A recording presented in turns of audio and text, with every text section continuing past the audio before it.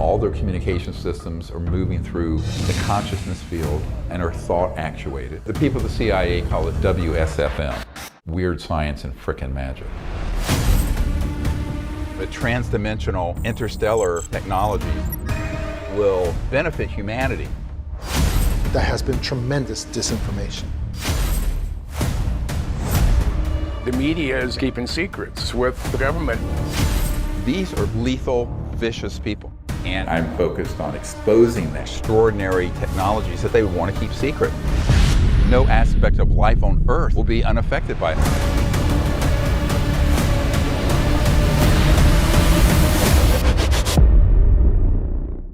Why is this being kept secret? That was the very first question from the director of the CIA that I briefed the first time, because he knew the subject was real. He knew that, quote, UFOs existed, had a sighting, but the CIA director didn't understand why he and the president were being denied access to these operations and projects, and why the extraordinary level of illegal secrecy would be imposed.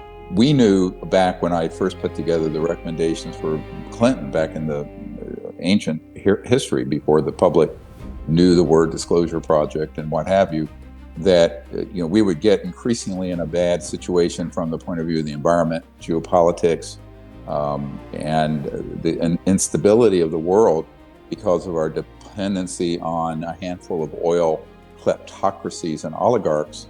And of course, here we are in 2022, exactly in that situation. So it's a really important matter. People think it's tangential to the situation in the world with Ukraine, Russia, other parts of the world. It is not. The entire geopolitical order is driven, quite frankly, by this black curse of oil, which, if that's the only energy system we could use, well, it'd be understandable. If all there was oil and solar power and windmills, and there's not enough of the latter two to run the planet right now, it would be understandable. But that's not the situation. The situation is that we absolutely have the solutions, but they're in highly classified, beyond black, above top secret projects, and we can prove that. A little bit of history here. And I know that when, for example, the so-called Davis memo about me briefing with Edgar Mitchell, Astronaut Mitchell, and some of my early military witnesses, Admiral Wilson, at the Pentagon, when I spoke of it years ago, I don't think people quite believed that the head of intelligence for the Joint Chiefs of Staff would be denied access to projects which should be under his purview and oversight and control. But he was. And that Davis memo proves it. And in fact, it very clearly states that he was threatened with demotion and frankly worse. Now that was a result of our initially giving the Admiral very specific actionable intelligence from documents and facilities and sub-facilities such as S4 and other places, Lockheed Skunk Works locations, manufacturing places for the man-made UFOs, etc. And unfortunately, even though you would think the guy putting together the intelligence brief every day for the Joint Chiefs of Staff of the United States would have all access to something like that, he had no access. The same was the situation for the director of the CIA that I briefed and the president. The same was true for the three-star general who was head of the Defense Intelligence Agency, General Patrick Hughes, who I spent a great deal of time briefing. He was denied access and actually ridiculed for even asking, even though I have witnesses in our disclosure project who worked in super black, unacknowledged special access projects on this issue and were assigned to the DIA, Defense Intelligence Agency, which is, it's basically, the DIA is essentially like the CIA for military intelligence as opposed to civilian. And the same was true for members of the Senate Intelligence Committee I briefed years ago, the people who had been chairman of the Senate Foreign Relations Committee, very senior folks in the House who were on science and technology and government oversight, and on and on and on. So at a certain point, by between 1993 or 92 and 1997, we had concluded that people who the public and the media portray as running the U.S. government. They do on most issues. On this issue and some related ones, they do not. There's a transnational, not international, group that has enormous technologies way beyond what even people managing the black budget of the United States would know about or have access to. And remember, Admiral Wilson admitted he had been involved in unacknowledged special access projects, off the books, deep black, but nothing that touched this issue. And when he tried to get inside that box, he was slapped down and pushed away while he was in that position. These are not retired people that I'm talking about having met with. I have met with some retired people. But the whole time that, for example, the Minister of Defense of Canada, Hellier, that I brought into this subject, and people like Minister of Defense Lord Hill Norton, with whom I met in England, who was a 5-star admiral, a Sea Lord, and had been head of the Ministry of Defense for the United Kingdom. The Minister of Defense for Australia that I met with at a secret meeting, I guess you'd call it, back in 2013 in Australia. None of these men, who you would think, okay, they're heads of the biggest, some of the biggest military operations in the world as their secretaries of defense or ministers of defense, that they would have access and have been read into or briefed. No, none of them were, not one. And they were not lying. So this is prima facie, in fact, proof of an illegal, unconstitutional, corrupt enterprise. And that's why we tell people who have been in these projects as, say, foot soldiers, technicians, engineers, tactical operators, corporate or intelligence or military. So if we were ever going to move this forward, it is absolutely right now. Some years ago, I was invited to go to an underground research facility in El Paso on the Mexican-American border. And this was a place where they were doing these sort of technologies that are transdimensional, but medical applications, major stuff, technologies that literally, electromagnetic transdimensional technologies where they can, if someone had a missing limb, they can attach to the subtle body, the mystics call astral body, but that energy, like you have phantom pain, and regrow it. Here's the issue. The same technology that gives you that would give you free energy to run your house, because it's in that same, let's call it constellation of extraordinary technologies that they would want to keep secret.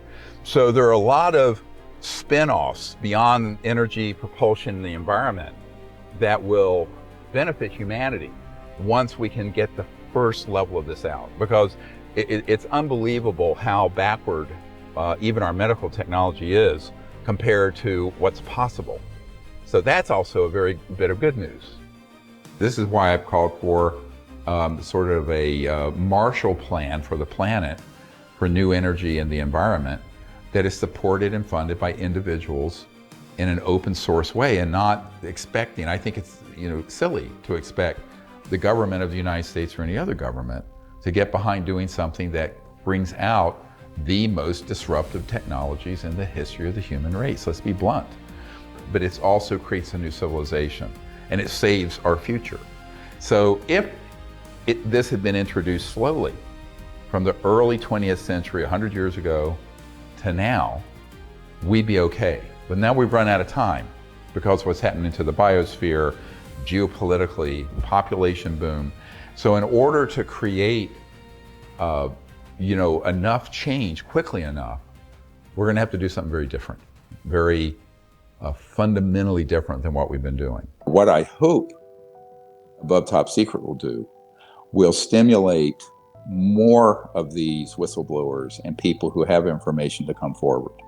Because when you learn, and honestly, as an emergency doctor, I never thought I'd be put in this situation, honestly. Taking care of shootings and stabbings and car wrecks were less traumatic than this.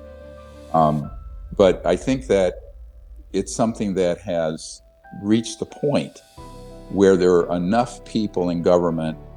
After our documentary Unacknowledged came out 4 or 5 years ago, and it ended up having 750 million, 750 million people see it, things began to move and tilt where there were a lot of inquiries happening.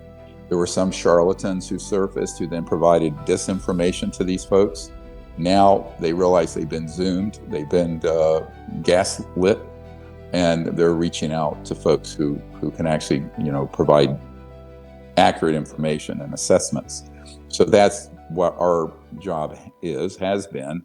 Although, I want to be very clear so the conspiracy kooks out there don't go nuts. I don't work for anyone in the government. I'm not paid by anyone in the government or a corporation or anyone international or a covert program. This is a completely self-funded effort. The Disclosure Project has never been part of that system, and nor am I even now as I share this with you. Now, that's by design, because once you get pulled in that system, it's a slippery slope to end up at the bottom of, at the wrong end of a deal where you've lost your autonomy and your ability to be free, which I guard more than anything. These folks who have worked this task know a lot, and there are thousands of them, and they're afraid, and I understand their fear.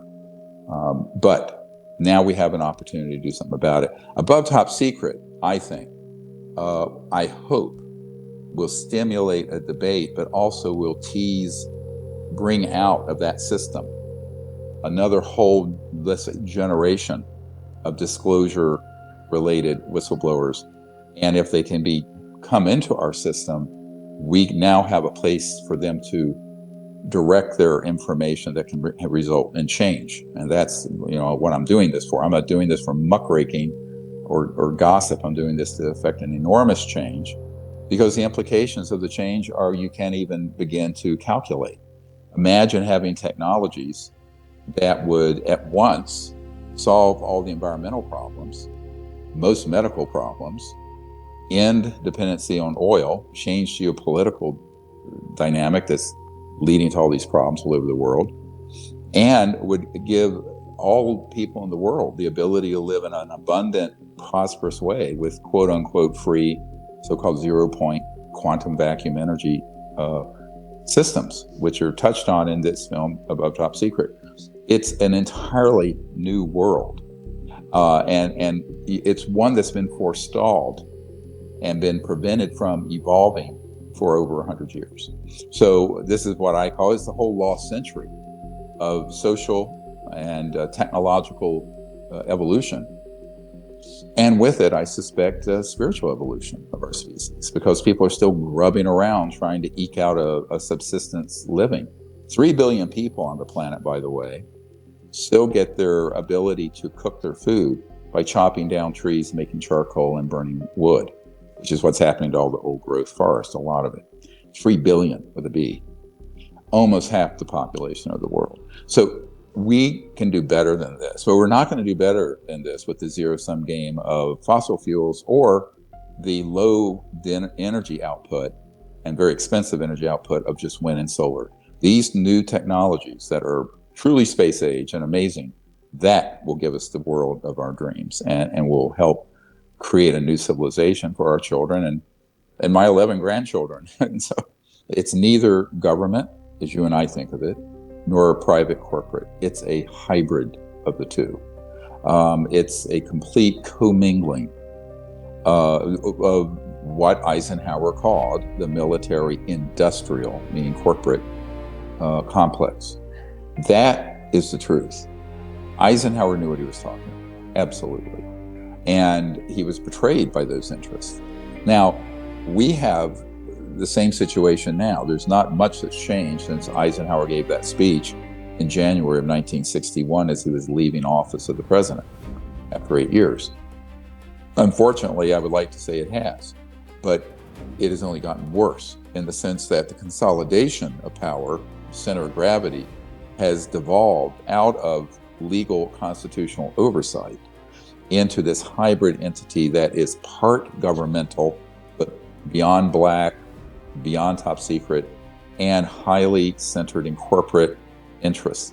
Now, if you study the history of fascism, the classical definition of fascism is the corporate takeover or corruption and influence of government to the benefit of the corporate entities and private financial and other entities. That is what the definition of fascism is, as it evolved in the 1800s and early 1900s, which then led eventually to the buffoonery and tragedy of Mussolini and Hitler and others. But that's the definition. So we're really talking about a continuation of that proclivity for both corrupt interests in government and corporations working together. But it's reached such a point of power that it greatly exceeds the power of what you just called the government of the United States. So I think people have to be, I mean, again, this is, it's shocking, it's disturbing, it happens to be the truth. I know that this is through the looking glass here, that a retired emergency doctor working this system for 30 years would have, and the people I'm working with who are substantial sources of intelligence on this subject, who come forward, we've become the de facto source of information for people that should be able to hit a button and pick up the phone and get all this information. So it's bizarre, but it's the truth. And unfortunately, I've explained this to the public since the 90s. I don't think people have believed it. I really don't give a rat's ass if people believe it or not. This is the truth. And eventually people come around and realize this is the truth. But I don't think that it can be my concern. I'm not interested in salacious gossips, and I'm not running for the mayor of crazy town ufology. We really have a very important project here that has to continue. The Disclosure Project just was the project that we named after Project Starlight, to get into the Clinton Library, which was the initial effort by people that I was working with back in the early and mid 90s to provide information to Congress and to the president, hoping they would do something. But they weren't ready, and now they're ready. And I think that this is a very good opportunity. It's a big potential breakthrough, but there's one hell of a lot of work to do. And we're going to need everyone's help. I want to be very blunt. I mean, this is, I don't have at my disposal $1 billion budget and armies of people to do this. This is something that's being done with like some of the folks you just named that will be joining me in a moment, out of their goodness of their hearts and their devotion to the truth and to making a big change happen that could really fix most of the huge problems facing humanity.